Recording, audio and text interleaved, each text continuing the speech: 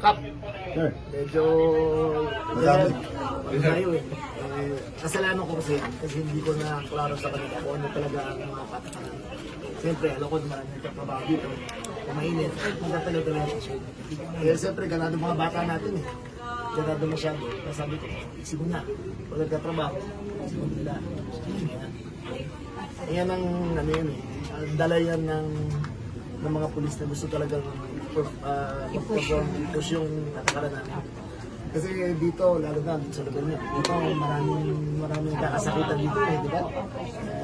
Kaya dito, pinipilit natin ng inuman, yung mga bata, pinabawi natin ng aga.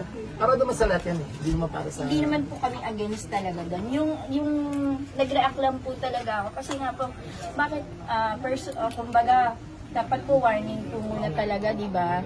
So, ticket po kasi agad. Kasi doon po sa barangay Bagong Silang, sinisita po nila yan, sasabihin po nila, merong operation yung barangay. So, pwede kang mag-bihis muna.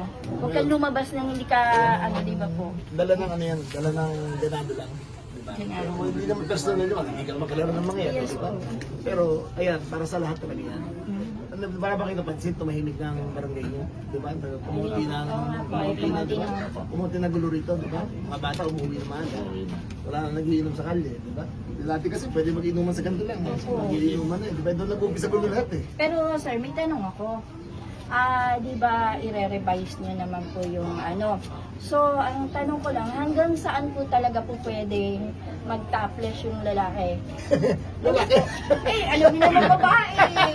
Di ba? Pero, halimbawa po pag Gato patakalan dyan. Basta nagtatrabaho, pwede.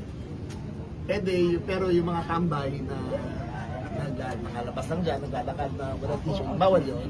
Bawal Opo, talaga. kasi yun naman po yung utos niyo talaga, public Yun talaga, place. public place. Pero pati po ba yung mga iskinita ngayon?